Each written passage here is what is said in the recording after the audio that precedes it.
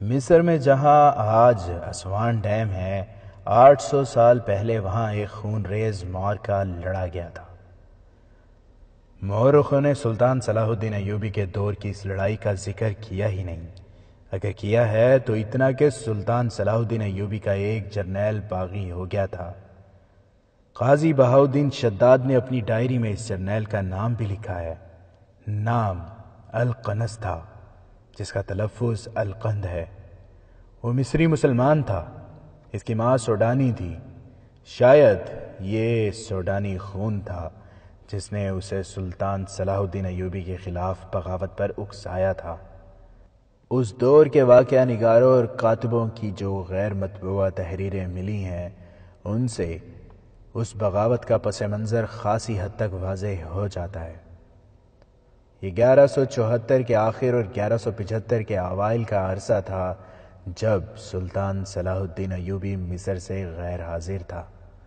اس سے پہلے پوری تفصیل سے سنایا جا چکا ہے کہ نور الدین زنگی مرحوم کی وفات کے فوراً بعد شام کے حالات اس صورت میں بگڑ گئے تھے کہ مفاد پرست عمرہ نے زنگی مرحوم کے 11 سالہ بیٹے کو سلطنت کی گدی پر بٹھا دیا اور صلیبیوں سے گٹھ جوڑ کر کے خود مختاری کے راستے پر چل پڑے تھے۔ سلطنت اسلامیہ ٹکڑے ٹکڑے ہو کر صلیبیوں کے پیٹ میں جا رہی تھی۔ سلطان صلاح الدین ایوبی دمشق پہنچا۔ تھوڑی سی مار کا آرائی اور دمشق کے شہریوں کے تعاون سے اس نے دمشق پر قبضہ کر لیا۔ خلیفہ اور اس کے حواری عمرہ اور جرنیل حلب کو بھاگ گئے، جہاں انہوں نے صلیبیوں سے جنگی مدد حاصل کی۔ صلیبیوں نے مدد کا جھانسا دے کر مسلمان فوج کو مسلمان فوج سے ٹکرا دیا۔ سلطان صلاح الدین ایوبی نے حمص اور حمات کے قلعے سر کر لیے۔ حلب کے محاصرے میں اسے غیر متوقع مزاحمت کا سامنا ہوا۔ اس کے ساتھ ہی تریپولی کے صلیبی حکمران ریمانڈ نے حملہ کر دیا۔ سلطان صلاح الدین ایوبی کو حلب کا محاصرہ اٹھا کر پیچھے آنا پڑا تاکہ صلیبی فوج کو راستے میں روکا جا سکے۔ سلطان صلاح الدین ایوبی کے دستوں کی برق رفتاری نے اس کی چال کو کامیاب کیا اور ریمانڈ لڑائی سے منہ پھیر گیا، مگر یہاں لڑائی ختم نہیں ہوئی تھی، اصل جنگ تو یہیں شروع ہوئی تھی۔ سلطان صلاح الدین ایوبی الرستان سلسلہ کوہ میں اپنی فوج کو پھیلائے ہوئے تھا۔ اس کا مقابلہ 3 دشمنوں کے ساتھ تھا، ایک الصالح اور اس کے حواری عمرہ کی فوج تھی، دوسرے صلیبی فوج اور تیسرا موسم۔ یہ جنوری فروری 1175 کے دن تھے جب پہاڑیوں کی چوٹیاں برف سے ڈھکی ہوئی تھیں، یخ جھکڑ چلتے تھے اور وادیاں ٹھٹر رہی تھیں۔ سلطان صلاح الدین ایوبی وہاں اس طرح الجھ گیا تھا جیسے زنجیروں میں جکڑا گیا ہو۔ مصر کے متعلق وہ مطمئن نہیں تھا۔ وہاں کی فوج کی کمان وہ اپنے بھائی العادل کے سپرد کر آیا تھا۔ اس فوج میں سے سلطان صلاح الدین ایوبی نے کمک بھی منگوا لی تھی۔ مصر پر سمندر کی طرف سے صلیبیوں کا اور جنوب سے سوڈانیوں کے حملے کا خطرہ تو تھا، لیکن زیادہ خطرہ صلیبیوں اور سوڈانیوں کی زمین دوست تخریب کاری کا تھا جو مصر میں جاری تھی۔ دشمن کی جاسوسی اور تخریب کاری کو بہت حد تک دبایا جا چکا تھا، مگر یہ کہنا غلط تھا کہ دشمن اس زمین دوز میدان سے بھاگ گیا ہے۔ سلطان صلاح الدین ایوبی نے انہی خطروں سے نبرد آزما ہونے کے لیے اپنی انٹیلیجنس کے ماہر سربراہ علی بن سفیان کو قاہرہ میں رہنے دیا تھا۔ اس نے العادل کو بھی اس ضمن میں بہت سی ہدایات دے دی تھیں، مگر جو جگہ سلطان صلاح الدین ایوبی کی غیر حاضری سے خالی ہو گئی تھی، اسے العادل اور علی بن سفیان مل کر بھی پر نہیں کر سکتے تھے۔ مصر کی سرحدوں اور ساحل کی دیکھ بھال کے لیے سرحدی دستوں کی چوکیاں اور ان کے پہرے تھے۔ سلطان صلاح الدین ایوبی نے العادل کے متعلق یہ حکم دے دیا تھا کہ سوڈانی سرحد پر ذرا سی بھی گڑبڑ کریں تو شدید جنگی نوعیت کی جوابی کارروائی کرو اور سوڈان کے اندر جا کر لڑو۔ مگر ایک ضرورت ایسی تھی جس کی طرف کسی نے بھی توجہ نہ دی۔ یہ تھی سرحدی دستوں کی بدلی۔ ان دستوں میں بیشتر سپاہی اور بعض کمانڈر ایسے تھے جو 2 سال سے زیادہ عرصہ سے سرحد کی ڈیوٹی پر تھے۔ یہ وہ سپاہی تھے جنہوں نے دشمن سے معرکے لڑے تھے، لہٰذا ان کے دلوں میں دشمن کے خلاف نفرت بھری ہوئی تھی۔ سوڈانیوں کو تو وہ کچھ سمجھتے ہی نہیں تھے۔ ان سے پہلے جو دستے سرحد پر تھے وہ اچھے ثابت نہیں ہوئے تھے۔ ان کی موجودگی میں مصر کی منڈی سے اناج اور دیگر ضروری اشیاء اسمگل ہو کر سوڈان چلی جاتی تھیں۔ سلطان صلاح الدین ایوبی نے محاذ سے واپس آ کر ان دستوں کو بدل دیا اور وہ دستے بھیجے تھے جو محاذ سے آئے تھے۔ ان دستوں نے سرحد پر پہنچ کر ادھم بھپا کر دیا تھا۔ گشتی پہرے والوں کو کوئی چیز ہلتی نظر آتی تھی تو اسے جا دبوچتے تھے۔ وہ تیز رفتار تھے اور ان کی نظریں عقابی تھیں۔ انہوں نے سرحد صحیح معنوں میں سر بمہر اور مقفل کر دی تھی۔ یہ 2-2.5 سال پہلے کی بات تھی۔ ابتدا میں ان دستوں میں جوش اور جذبہ تھا اور کرنے کو ایک کام بھی تھا جو ایک مہم تھی۔ وہ جاں فشانی سے اس میں مگن رہے۔ چند مہینوں میں ہی انہوں نے یہ مہم سر کر لی اور فارغ ہو گئے۔ یہ فراغت ان کے جذبے کو دیمک کی طرح کھانے لگی۔ سلطان صلاح الدین ایوبی ہر پہلو، ہر گوشے اور ہر عنصر پر نظر رکھتا تھا، لیکن سرحدی دستوں کی بدلی اتنی معمولی سی بات تھی جس پر وہ ذاتی توجہ نہ دے سکا۔ سرحدی دستوں کا شعبہ الگ تھا جس کا کمانڈر سالار کے عہدے کا ایک فرد تھا اور یہ القن تھا۔ یہ اس کے فرائض میں شامل تھا کہ وہ سال میں 3 بار نہیں تو 2 بار سرحدی دستوں کی بدلی کرتا رہتا۔ اس نے یہ بے حد ضروری کارروائی نہ کی۔ اس کوتاہی کے اثرات سامنے آنے لگے۔ سپاہی ایک ہی قسم کے ماحول اور فضا میں اور ایک ہی قسم کی زمین پر رہتے اور پہرے دیتے اکتاہٹ محسوس کرنے لگے۔ سوڈان خاموش تھا، اسمگلنگ بند ہو چکی تھی۔ فراغت اور کاہلی سپاہیوں کی نفسیات پر تخریبی اثرات ڈال رہی تھی۔ ان کے لیے کام بھی نہیں تھا، ان کے لیے تفریح بھی کوئی نہیں تھی۔ موسم میں کوئی تبدیلی نہیں آئی تھی۔ ریت کا سمندر اور ریت کے ٹیلے ایک ہی جیسے صدیوں سے چلے آ رہے تھے۔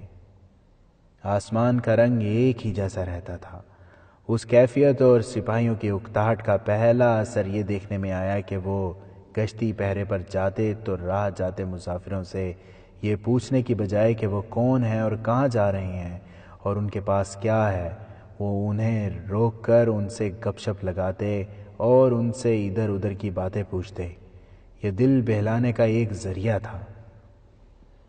جن چوکیوں کی ذمہ داری کے علاقے میں کوئی گاؤں تھا، سپاہی وہاں چلے جاتے اور گپ بازی سے دل بہلا آتے۔ سرحد کے رکھوالوں کا یہ انداز ملک کے لیے خطرناک تھا، مگر وہ سپاہی تھے اور اکتائے ہوئے بھی تھے۔ انسانی فطرت کا تقاضا تھا کہ وہ کہیں نہ کہیں سے تسکین حاصل کرتے۔ وہاں آتے جاتے مسافر تھے، رات بھر کے لیے پڑاؤ کرنے والے قافلے تھے یا کہیں کوئی آباد گاؤں تھا۔ وہ ہر کسی کے ساتھ گھل مل گئے۔ مصر کے سرحدی لوگوں پر ان کا جو ڈر تھا وہ دور ہو گیا۔ ان کے کمانڈر بھی سپاہیوں جیسے ہی انسان تھے، وہ بھی وقت گزارنے کے لیے اور تفریح کے ذرائع ڈھونڈنے کے لیے لگ گئے۔ جب سلطان صلاح الدین ایوبی دمشق کے لیے روانہ ہونے لگا تو اتنی عجلت میں تھا کہ سرحدوں کے متعلق تمام تر ہدایات دینے کے باوجود اس کے ذہن میں یہ نہ آئی کہ پرانے دستوں کی بدلی کے احکام بھی دے دیتا۔ اسے غالباً اطمینان ہوگا کہ ان کا کمانڈر القن تمام تر ضروریات پوری کرتا رہتا ہے۔ سلطان صلاح الدین ایوبی کے جانے کے بعد العادل نے فوجوں کی کمان لی تو اس نے القن سے پوچھا کہ سرحد پر جو دستے ہیں وہ کب سے اس ڈیوٹی پر ہیں؟ القن نے جواب دیا کہ وہ بہت عرصے سے وہیں ہیں۔ کیا سرحد پر مزید دستے بھیجنے کی ضرورت ہے؟ العادل نے پوچھا۔ اور کیا پرانے دستوں کو قاہرہ بلا کر نئے دستے بھیجنے کی ضرورت ہے؟ نہیں، القن نے جواب دیا۔ یہی وہ دستے ہیں جنہوں نے ملک سے اناج، مویشی اور ہتھیار وغیرہ کی چوری چھپے باہر جانے کو روکا تھا۔ وہ اب سرحد اور ارد گرد کے علاقوں کے عادی ہو گئے ہیں۔ وہ اب دور سے مشتبہ انسان کی بو سونگھ کر اسے پکڑ لیتے ہیں۔ ان کی جگہ اگر نئے دستے بھیجے گئے تو پرانے دستوں جیسا تجربہ حاصل کرتے انہیں 1 سال سے زیادہ عرصہ چاہیے۔ ہمیں ایسا خطرہ مول نہیں لینا چاہیے۔ العادل اس جواب سے مطمئن ہو گیا تھا۔ اسے بتانے والا کوئی نہ تھا کہ یہی القند رات کو اپنے گھر میں بیٹھا کہہ رہا تھا، یہ سرحدی دستے بیکار ہو چکے ہیں، میری یہ کوشش کامیاب ہے کہ میں ان کی بدلی نہیں ہونے دوں۔ انہوں نے سرحد کے لوگوں کے ساتھ گہرے دوستانہ تعلقات پیدا کر لیے ہیں۔ ان کی حالت یہ ہو گئی ہے کہ ان کے پیٹ تو بھرے رہتے ہیں، کھانے پینے کی انہیں کوئی شکایت نہیں۔ میں ان کے لیے ضرورت سے زیادہ خوراک بھیجتا ہوں، لیکن ان کی حالت بھوکے بھیڑیوں کی سی ہو گئی ہے۔ کوئی قافلہ گزرتا ہے تو وہ قافلے والوں کی عورتوں کو منہ کھول کر دیکھتے رہتے ہیں۔ اب ہم اپنا کام کر سکتے ہیں۔ وہ جس کے ساتھ باتیں کر رہا تھا وہ کوئی سوڈانی تھا جو اس کے ہاں مہمان کے روپ میں آیا تھا۔ وہ سوڈان سے اس کے لیے تحفے لایا تھا اور ان تحفوں کے ساتھ ایک پیغام بھی تھا۔ اس نے القند کو بتایا تھا کہ سوڈانی تیار ہیں، مگر نفری ابھی اتنی زیادہ نہیں ہوئی۔ یہ آدمی پیغام لے کر آیا تھا کہ اس نفری کو کسی طرح مصر میں داخل کر کے چھپا لیا جائے۔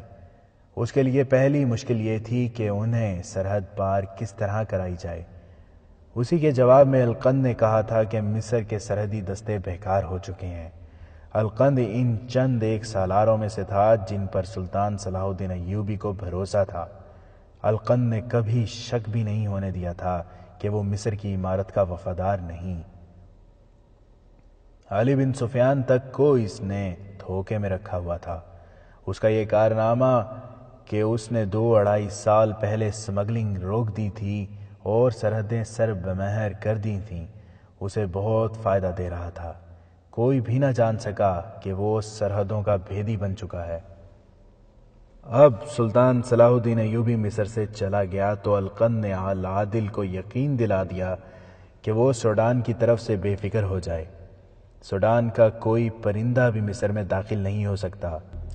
ایسا ہی یقین وہ علی بن سفیان کو بھی دلاتا رہا اور سوڈان میں حبشیوں کی ایک فوج مصر پر اس انداز سے حملہ کرنے کے لیے تیار ہوتی رہی کہ حبش چھوٹی چھوٹی ٹولیوں میں مصر میں داخل ہوں گے، چوری چھپے قاہرہ کے قریب جائیں گے اور ایک رات حملہ کر کے رات ہی رات میں مصر کی عمارت کو قبضے میں لے لیں گے۔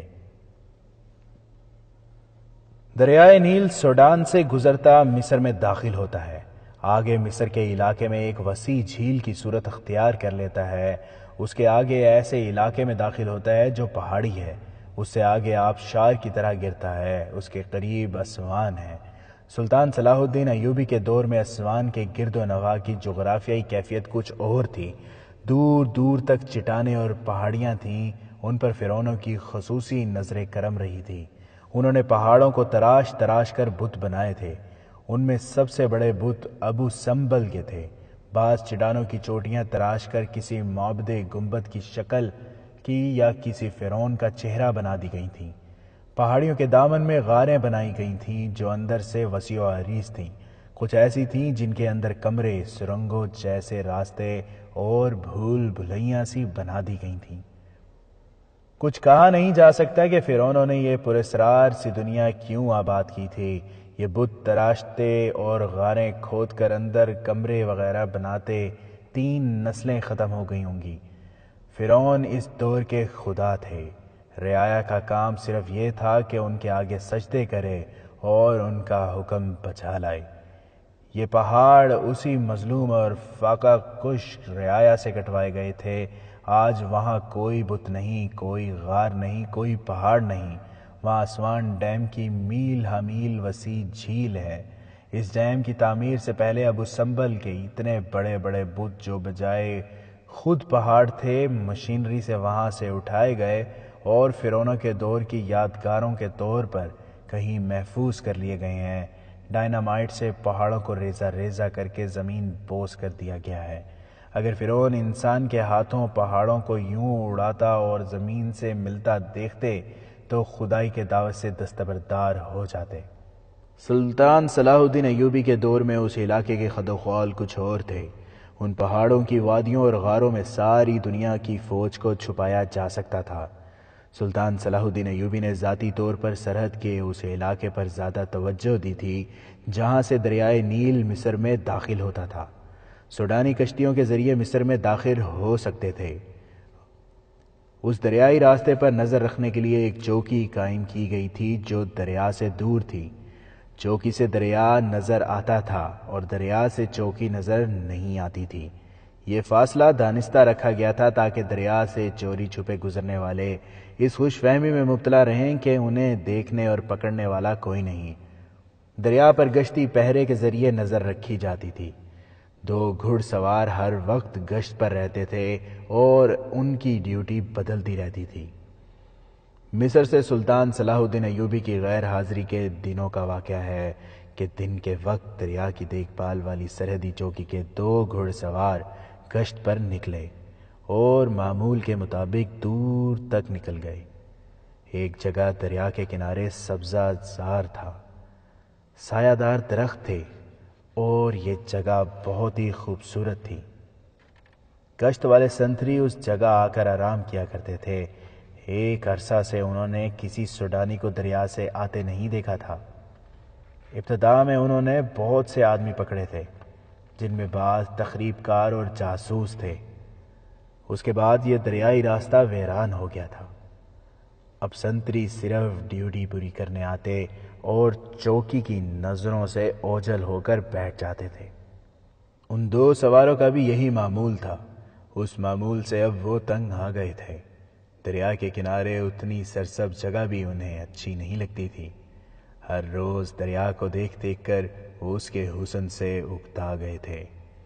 یہاں انہیں باہر کی دنیا کی اگر کوئی چیز نظر آتی بھی تھی تو وہ صحرائی لومڑی تھی جو دریا سے پانی پیتی اور سنتریوں کو دیکھ کر بھاگ جاتی تھی، یا ماہی گیروں کی ایک آدھ کشتی نظر آتی تھی۔ وہ ماہی گیروں سے یہ پوچھتے تھے کہ وہ کہاں کے رہنے والے ہیں، پھر انہوں نے یہ پوچھنا بھی چھوڑ دیا اور اس کے بعد ماہی گیروں نے بھی وہاں جانا چھوڑ دیا تھا۔ اس روز وہ سنتری گشت کے علاقے میں گئے تو وہ اکتائی ہوئی سی باتیں کر رہے تھے جن کا لب لباب یہ تھا کہ ان کے ساتھی قاہرہ، سکندریہ اور دوسرے شہروں میں عیش کر رہے ہیں اور وہ اس جنگل بیابان میں پڑے ہوئے ہیں۔ ان کے لب و لہجے میں احتجاج تھا اور بے اطمینانی تھی۔ وہ اس سرسبز جگہ سے کچھ دور تھے تو انہیں وہاں 4-5 اونٹ بندھے ہوئے نظر آئے۔ 8-10 آدمی بیٹھے ہوئے تھے اور 4 آدمی دریا میں نہا رہے تھے۔ دونوں سوار آگے چلے گئے مگر رک گئے۔ وہ کوئی انسان نہیں ہو سکتے تھے۔ انہیں جس چیز نے حیرت سے زیادہ خوف میں مبتلا کر دیا تھا وہ یہ تھی کہ دریا میں 4 آدمی نہیں بلکہ 4 جوان لڑکیاں نہا رہی تھیں۔ انہوں نے 70 باریک کپڑوں سے ڈھانپے ہوئے تھے۔ وہ دریا میں اس جگہ ڈبکیاں لگا رہی تھیں جہاں پانی ان کی کمر تک تھا۔ ان کے جسموں کے رنگ مصریوں کی نسبت زیادہ ستھرے اور جاذب تھے۔ وہ قہقہے لگا رہی تھیں۔ گھوڑا سوار یہ سمجھ کر ڈر گئے کہ یہ جل پریاں ہیں یا آسمان سے اتاری ہوئی پریاں یا فرعونوں کی شہزادیوں کی بدرو ہیں۔ وہ دونوں رکے رہے اور انہیں دیکھتے رہے۔ انہوں نے وہیں سے واپسی کا ارادہ کر لیا، لیکن جو آدمی بیٹھے ہوئے تھے انہوں نے ان کی طرف دیکھا۔ 2 آدمی اٹھ کر ان کی طرف آئے۔ لڑکیوں نے بھی انہیں دیکھ لیا تھا۔ وہ چاروں دریا سے نکل کر کنارے کی خشک اوٹ میں چلی گئیں۔ گھڑ سواروں کا خوف ذرا کم ہوا۔ وہ آخر فوجی تھے۔ قریب جا کر انہوں نے ان 2 آدمیوں سے پوچھا کہ وہ کون ہیں اور یہاں کیا کر رہے ہیں۔ دونوں آدمیوں نے جھک کر سلام کیا۔ وہ صحرائی لباس میں تھے۔ انہوں نے بتایا کہ وہ قاہرہ کے تاجر ہیں، بہت سے سرحدی دیہات میں مال فروخت کر کے واپس جا رہے ہیں۔ قاہرہ جانے کا یہ راستہ تو نہیں، ایک سوار نے کہا۔ لڑکیوں کا شوق ہے کہ دریا کے کنارے کنارے جائیں گے۔ ایک نے جواب دیا، ہم اپنے کام سے فارغ ہو گئے ہیں، واپسی کی کوئی جلدی نہیں، 2-3 راتیں یہیں قیام کریں گے۔ اگر آپ کو شک ہو تو چل کر ہمارا سامان دیکھ لیں، ہمارے پاس بہت سی رقم ہے، وہ بھی دیکھ لیں تاکہ آپ کو یقین ہو جائے کہ ہم واقعی مصر کے تاجر ہیں۔ دونوں گھڑ سوار ان کے ساتھ چل پڑے اور قیام کی جگہ پہنچے تو سب اٹھ کھڑے ہوئے۔ سب نے جھک کر سلام کیا، پھر دونوں کے ساتھ مصافحہ کیا۔ ایک آدمی نے پوچھا کہ وہ ان کا سامان کھول کر دیکھیں گے۔ گھڑ سوار سنتری گھوڑوں سے اتر چکے تھے۔ انہوں نے ایک دوسرے کی طرف دیکھا اور کہا کہ وہ سامان نہیں دیکھیں گے۔ ایک آدمی نے سلطان صلاح الدین ایوبی کی فوج کی تعریفیں شروع کر دیں۔ پھر انہوں نے ان دونوں کی جوانی، دلیری اور فرض کی تعریفیں کی۔ انہوں نے ایسی کوئی بات نہ کی جس سے ان دونوں کو کوئی شک ہوتا۔ اس دوران چاروں لڑکیاں کپڑے پہن کر اور بال جھاڑ کر آ گئی تھیں، لیکن وہ شرمائی سی پرے ہٹ کر کھڑی رہیں۔ اس ویرانے میں ان سپاہیوں نے 2-2.5 سال بعد باہر کے چند آدمیوں کی محفل دیکھی اور انہیں عورت ذات نظر آئی۔ ان لڑکیوں میں انہوں نے عورت کا ایک روپ دیکھا، ماں، بہن، بیوی، اور وہ عورت بھی جو ماں ہوتی ہے، نہ بہن نہ بیوی۔ دونوں کی نظریں ان لڑکیوں نے گرفتار کر لیں۔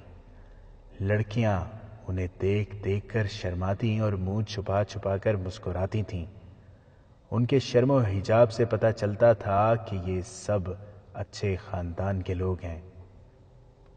یہ دونوں سرحدی سپاہی ان آدمیوں کی باتوں اور خصوصاً لڑکیوں میں ایسے محو ہو گئے کہ اپنی ڈیوٹی بھول گئے۔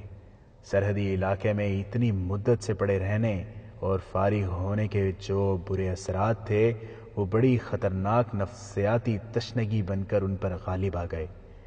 ایک آدمی دریا کے کنارے برچی لیے کھڑا مچھلیاں پکڑ رہا تھا۔ وہ پانی پر دانے سے پھینکتا تھا، مچھلیاں اوپر آ جاتی تھیں اور وہ اوپر سے برچی مارتا تو ایک مچھلی برچی کی آنی میں پروئی ہوئی باہر آ جاتی۔ وہ بہت سی مچھلیاں پکڑ چکا تھا۔ کسی نے لڑکیوں سے کہا کہ وہ مچھلیاں بھونیں۔ چاروں لڑکیاں دوڑی گئیں۔ انہوں نے آگ جلائی اور مچھلیوں کو کاٹ کر آگ پر رکھ دیا۔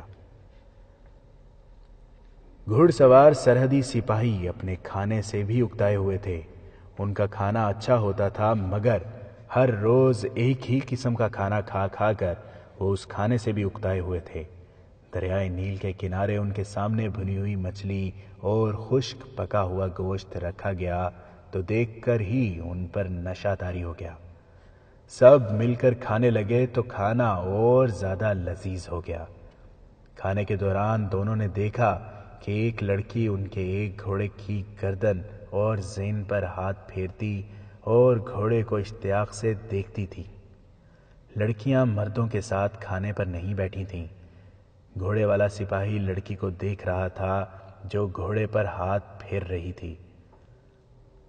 لڑکی نے ادھر دیکھا تو مسکرا کر اس نے منہ پھیر لیا، کیونکہ اس گھوڑے کا سوار اسے دیکھ رہا تھا۔ ان سپاہیوں نے اتنی خوبصورت لڑکیاں پہلے کبھی نہیں دیکھی تھیں۔ ایک بوڑھے نے سپاہیوں سے کہا، ان لڑکیوں نے کبھی گھوڑے کی سواری نہیں کی، اور یہ جو لڑکی گھوڑے کے قریب کھڑی ہے گھڑ سواری کی شوقین ہے، لیکن اسے گھوڑے پر بیٹھنے کا کبھی موقع نہیں ملا۔ ہم ان چاروں کا شوق پورا کر دیں گے، ایک سپاہی نے کہا۔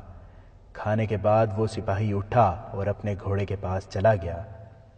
لڑکی جھینپ کر پرے ہو گئی۔ سپاہی نے اسے کہا، آؤ میں تمہیں سواری کراتا ہوں، باری باری چاروں کو گھوڑے پر بٹھا دوں گا۔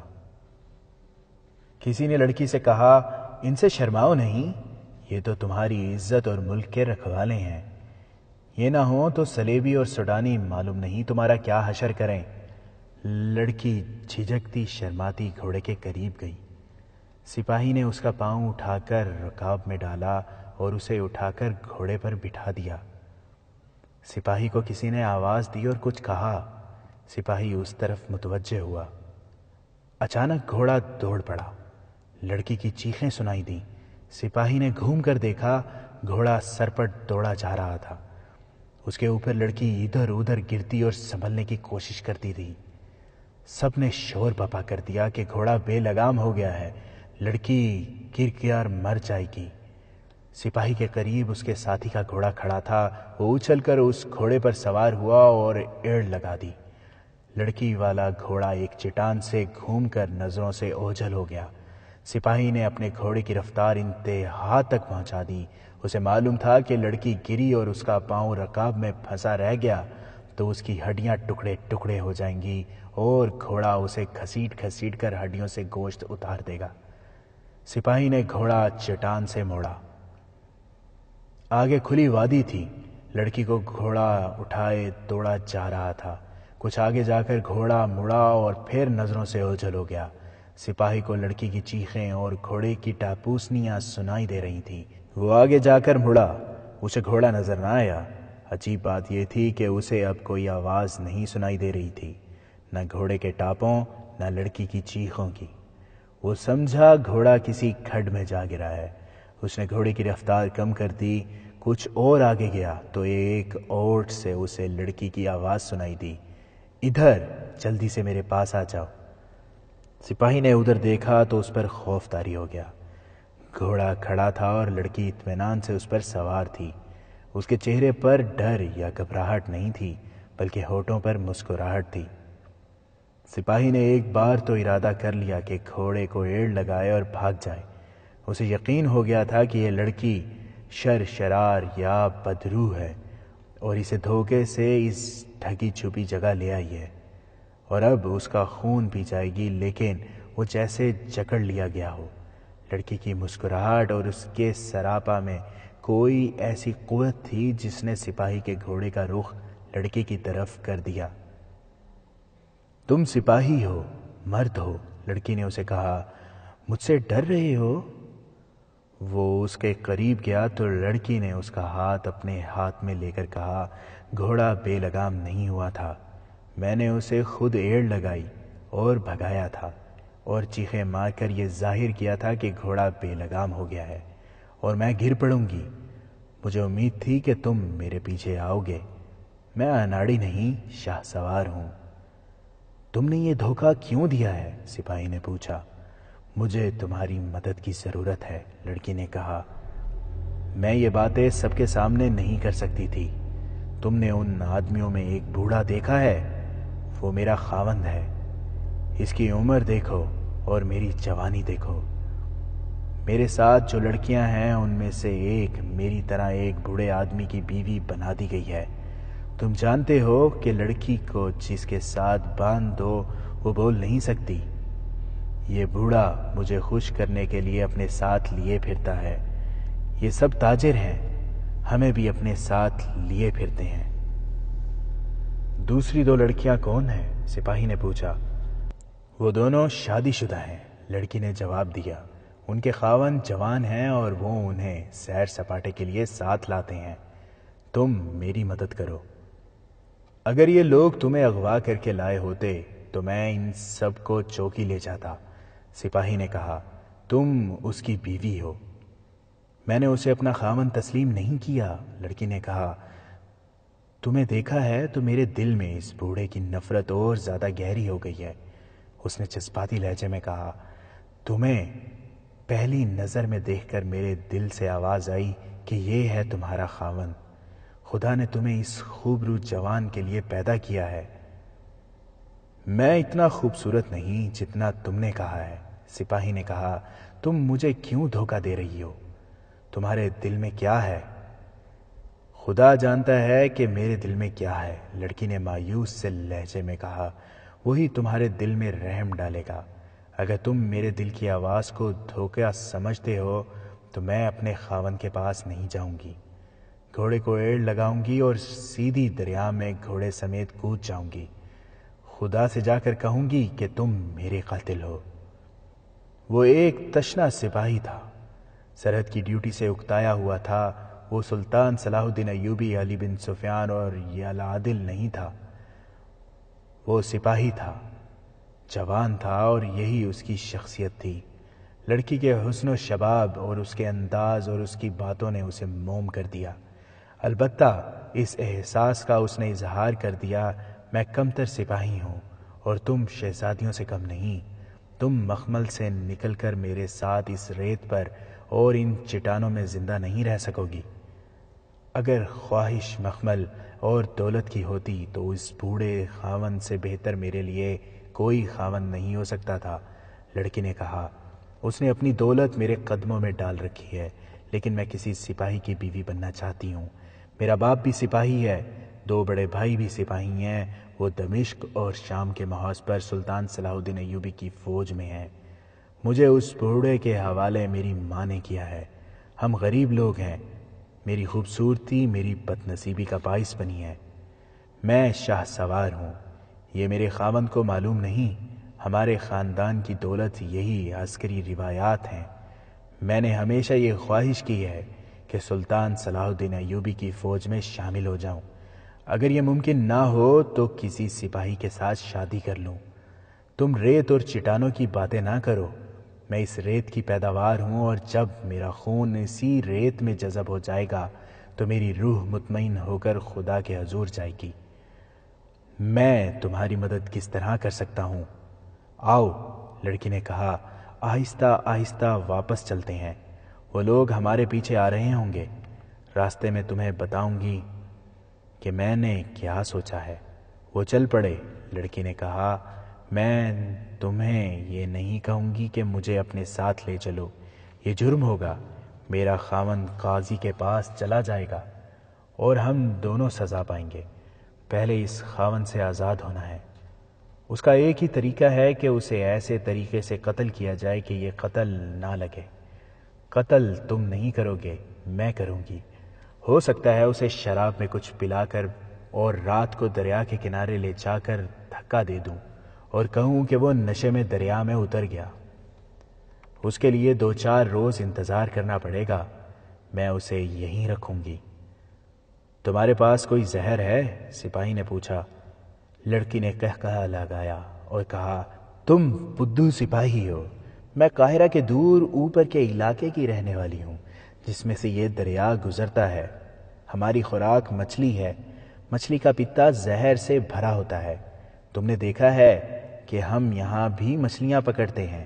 میں مچھلی کا پتا الگ کر کے چھپا لوں گی اور اس میں سے چند قطرے بوڑھے کو شراب میں ملا دوں گی، پھر اسے سیر کے بہانے دریا کے کنارے لے جاؤں گی۔ پھر میں تمہیں کس طرح لے جاؤں گا؟ وہ مر گیا تو میں آزاد ہوں گی۔ لڑکی نے جواب دیا، میں سب سے کہہ دوں گی کہ تم میں سے کوئی بھی میرا وارث نہیں جو مجھے اپنی مرضی کی شادی سے روکے۔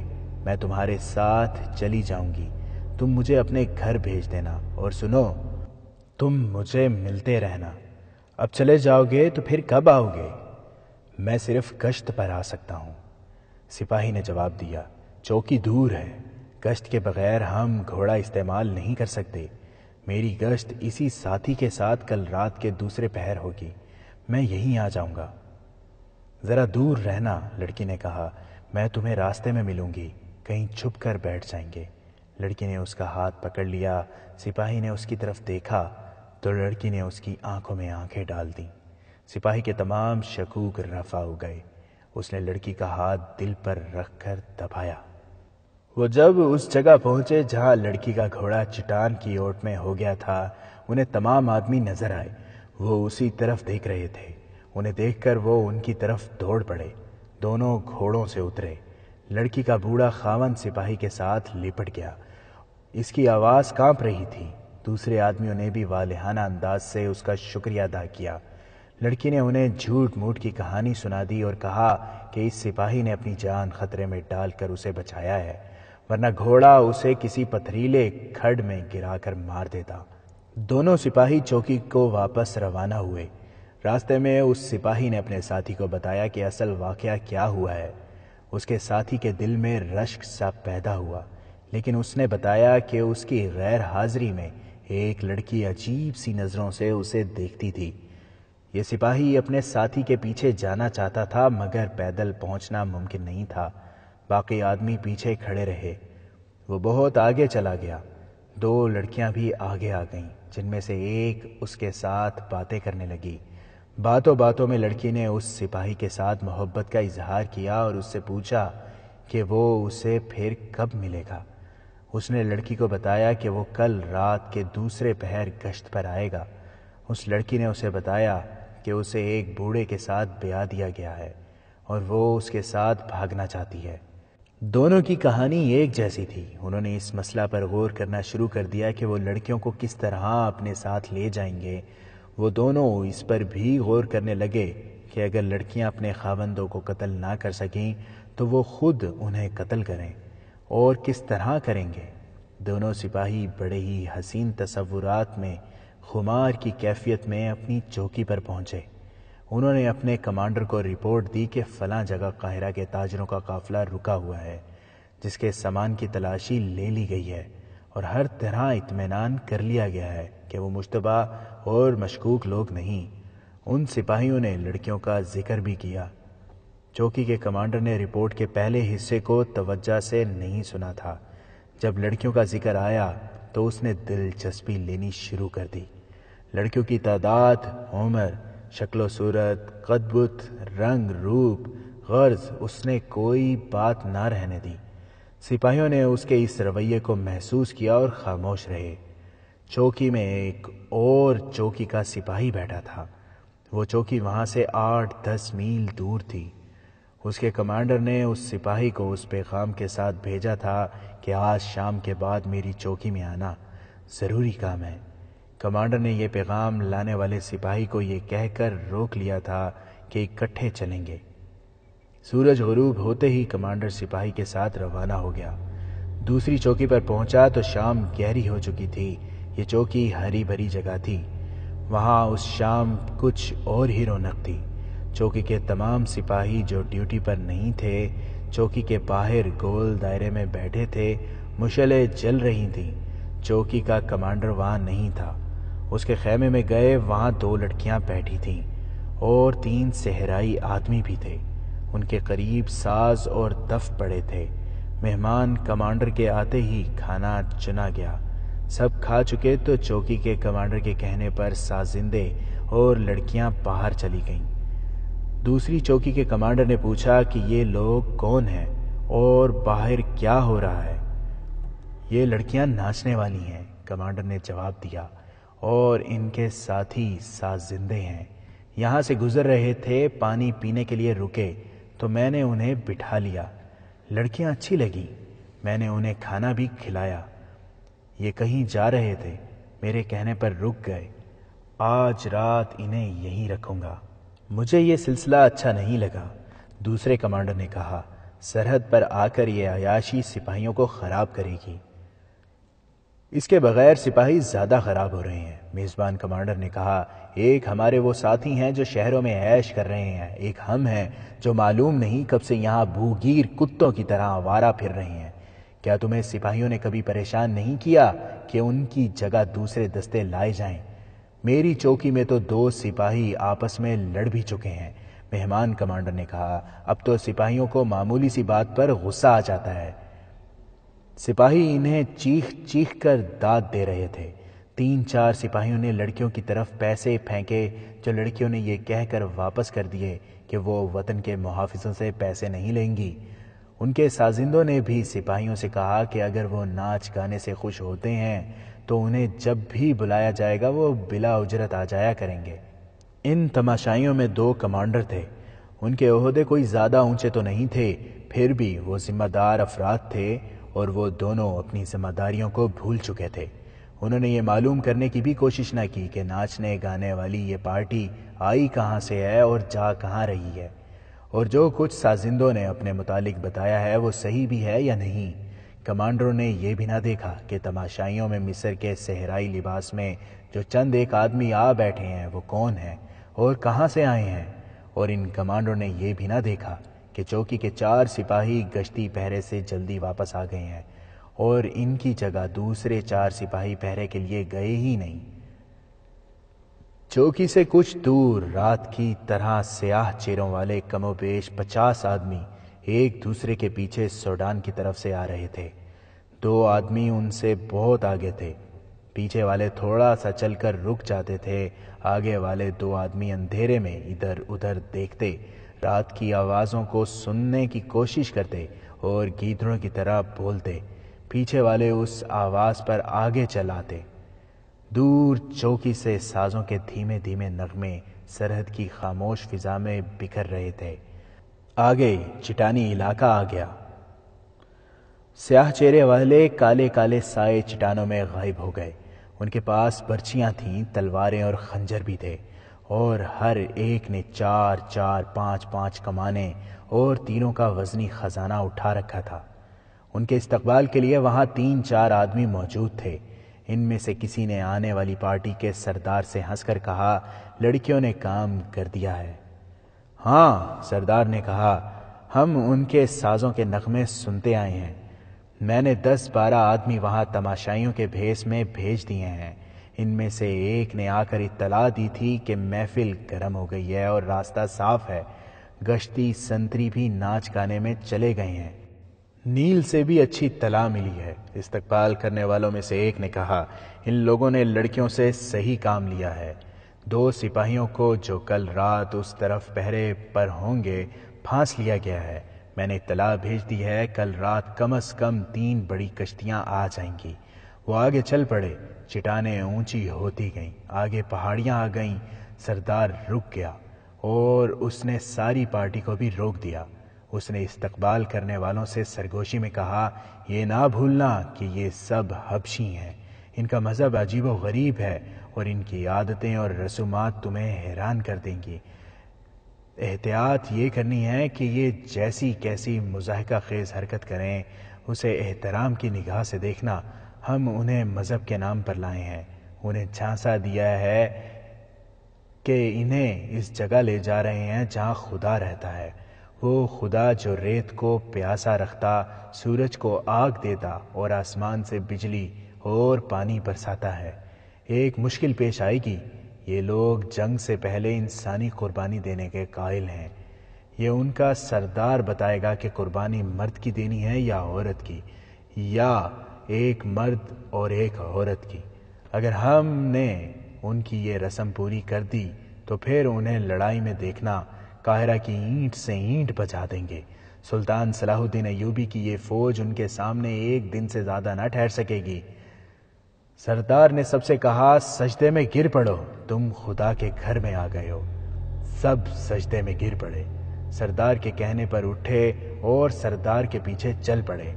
یہ سوڈانی حبشی تھے جنہیں مصر میں داخل کیا جا رہا تھا۔ انہیں چھپانے کے لیے اس پہاڑی خطے کا انتخاب کیا گیا تھا۔ فرعونوں کے وقتوں کی غار، جو دراصل زمین دوز عمارتیں تھیں، بہت بڑی فوج کو گھوڑوں اور اونٹوں سمیت چھپا سکتی تھیں۔ سوڈان میں خون خوار حبشیوں کو ان کے مذہب اور توہم پرستی کے ذریعے اکٹھا کر کے فوجوں کے خلاف لڑنے کی ٹریننگ دی جا رہی تھی۔ لڑنے کے تو وہ ماہر تھے، ان کے قبیلوں کی جنگیں ہوتی رہتی تھیں۔ تیر اندازی اور نشانے پر برچھی پھینکنے کے وہ ماہر تھے۔ سوڈان کے حکمرانوں نے صلیبیوں سے معاہدہ کر کے بہت سے صلیبی فوجی افسروں کو بلا لیا تھا۔ وہ ان حبشیوں کو منظم اور باقاعدہ کمانڈر کے تحت ٹریننگ دے رہے تھے۔ اس سے پہلے سوڈانی فوج 2 بار شکست کھا چکی تھی۔ تیسری جنگ اس وقت ہوئی تھی جب سلطان صلاح الدین ایوبی کے بھائی تقی الدین نے سوڈان پر حملہ کیا تھا۔ سوڈانیوں نے یہ حملہ ناکام کر کے تقی الدین کی فوج کو بری طرح بکھیر دیا تھا۔ تقی الدین سلطان صلاح الدین ایوبی کی مدد سے اپنی بچی کچی فوج واپس لے گیا تھا۔ اس میں سوڈانیوں کی ناکامی یہ تھی کہ انہوں نے تقی الدین کا تعاقب نہ کیا اور مصر پر حملہ نہ کیا۔ اگر سوڈانی تعاقب کرتے تو تقی الدین کی فوج اتنی تھکی ہاری تھی کہ مصر کو سوڈانیوں سے بچا نہ سکتی۔ ان ناکامیوں کو دیکھتے ہوئے صلیبیوں نے سلطان صلاح الدین ایوبی کا طریقہ جنگ آزمانے کی اسکیم بنائی تھی۔ انہوں نے دیکھ لیا تھا کہ سلطان صلاح الدین ایوبی کم سے کم نفری سے زیادہ فوج پر شب خون قسم کا حملہ کرتا اور جم کر لڑنے کی بجائے اپنے دستوں کو گھما پھرا کر لڑتا اور بڑی سے بڑی گٹھی ہوئی فوج کو بکھیر دیتا ہے۔ انہیں یہ بھی معلوم تھا کہ اس قسم کے حملے کے لیے بڑی ہی سخت ٹریننگ اور خاص قسم کے سپاہیوں کی ضرورت ہوتی ہے۔ عام قسم کی فوج صرف ہجوم کی صورت میں لڑ سکتی ہے۔ چنانچہ انہوں نے حبشی قبائل میں جنگی جنون پیدا کر کے تھوڑی سی فوج تیار کر لی تھی اور انہیں شب خون کی ٹریننگ دی تھی۔ وہ قاہرہ والوں کو بے خبری میں دبوچ لینا چاہتے تھے۔ اب سلطان صلاح الدین ایوبی مصر میں نہیں تھا۔ انہیں یقین تھا کہ سلطان صلاح الدین ایوبی کی غیر حاضری میں وہ میدان مار لیں گے۔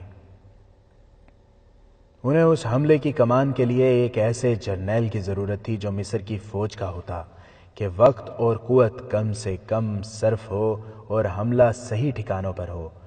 ان کی یہ ضرورت سلطان صلاح الدین ایوبی کے سالار القند نے پوری کر دی تھی۔ سوڈان کے حبشیوں کی فوج کو چھپانے کے انتظامات القند نے ہی کیے تھے۔ اس نے مصری فوج کے 4-5 جونیئر کمانڈر بھی اپنے ساتھ ملا لیے تھے۔ جاسوسوں کے ذریعے اس کا رابطہ سوڈان کے ساتھ تھا۔ اب یہ فوج مصر میں داخل ہو رہی تھی۔ رات گئے تک چوکی پر ناچ گانا ہوتا رہا۔ دوسری چوکی کا کمانڈر وہاں سے اپنی چوکی کے لیے روانہ ہونے لگا تو اس نے اس چوکی کے کمانڈر سے کہا کہ وہ ان لوگوں سے کہے کہ کل رات اس کی چوکی پر آئیں۔ سازندے مان گئے۔ انہیں اور جانا ہی کہاں تھا، وہ تو سوڈانیوں بلکہ القند کے بھیجے ہوئے لوگ تھے۔ یہ تو انہوں نے جھوٹ بولا تھا کہ وہ کسی کے بلاوے پر اس کے گاؤں جا رہے تھے۔ ان کے ذمے یہی کام تھا کہ ان 2 چوکیوں پر پانی پینے کے بہانے رکیں اور ایسی باتیں کریں کہ چوکیوں کے کماندار ان کے جال میں آ جائیں۔ ناچنے والی لڑکیاں دلکش تھیں۔ کمانڈر ان کے جال میں آ گیا۔ اس نے دریا والی چوکی کے کمانڈر کو بھی بلا لیا اور 50 حبشی سرحد پار کر کے پہاڑیوں کے پیٹ میں غائب ہو گئے۔ اگلی رات دونوں رقاصائیں دریا والی چوکی پر جا پہنچیں اور وہاں بھی رونق پیدا کی گئی جو اس چوکی پر کی گئی تھی۔ رات کے دوسرے پہر دریا کے ساتھ ساتھ گشت کرنے والے 2 سپاہی واپس آ گئے۔ ان کی جگہ دوسرے 2 سپاہی روانہ ہونے لگے۔ انہیں ساتھیوں نے کہا کہ وہ یہ رونق چھوڑ کر نہ جائیں۔ کمانڈر اس وقت لڑکیوں اور ان کے رقص میں مست ہے۔ لیکن وہ دونوں یہ کہہ کر چل پڑے کہ وہ اپنے فرض میں کوتاہی نہیں کرنا چاہتے۔ یہ وہی 2 سپاہی تھے جنہیں 2 لڑکیوں نے محبت کا اظہار کر کے کہا تھا کہ وہ اپنے بوڑھے خاوندوں سے نجات حاصل کر کے ان کے ساتھ جانا چاہتی ہیں۔ انہیں فرض کا اتنا خیال نہیں تھا جتنا ان لڑکیوں کے پاس پہنچنے کا اشتیاق تھا۔ لڑکیوں نے انہیں کہا تھا کہ وہ انہیں ملیں گی۔ اس سے پہلے وہ آہستہ آہستہ چلتے، رکتے اور چلتے تھے، مگر اس رات چوکی سے ذرا دور ہوتے ہی انہوں نے گھوڑے دوڑا دیے۔ ایک جگہ گھوڑے روک کر اترے اور آہستہ آہستہ چلتے الگ الگ ہو گئے۔ دونوں لڑکیاں مختلف جگہوں پر ان کا انتظار کر رہی تھیں۔ وہ دونوں کو دریا سے دور چٹانوں میں لے گئیں۔ دونوں نے ان پر اپنے حسن و جوانی اور محبت کا طلسم طاری کر دیا اور خاوندوں کے قتل کی اسکیمیں بنتی رہیں۔ دونوں نے کہا کہ وہ اپنے خاوندوں کو شراب میں خواب آور سفوف پلا کر سلا آئی ہیں۔ دونوں سپاہی ایک چٹان کے اس طرف دوسرا کہیں اور، صرف فرض کو ہی نہیں گرد و پیش کو اور دنیا کو بھی فراموش کیے بیٹھے تھے۔ اس جگہ سے تھوڑی دور آگے جہاں ان سپاہیوں نے تاجروں کے قافلے کو بیٹھے دیکھا تھا، دریا کے کنارے 4 سائے ادھر ادھر حرکت کر رہے تھے۔ دریا کی ہلکی ہلکی لہریں چل ترنگ بجا رہی تھیں۔ یہ آدمی پانی کی سطح پر تاریکی میں دور دیکھنے کی کوشش کر رہے تھے۔ وہ بے چین ہوئے جا رہے تھے۔ ایک نے کہا انہیں اس وقت تک آ جانا چاہیے تھا۔ دوسرے نے کہا انہیں اطلاع تو دے دی گئی تھی۔ ایک نے آنکھیں سکیڑ کر کہا وہ بادبان معلوم ہوتے ہیں۔ اس نے ایک دیا جلا کر آہستہ آہستہ دائیں بائیں ہلانا شروع کر دیا۔ دریا میں دور 2 دیے جلتے نظر آئے اور بجھ گئے۔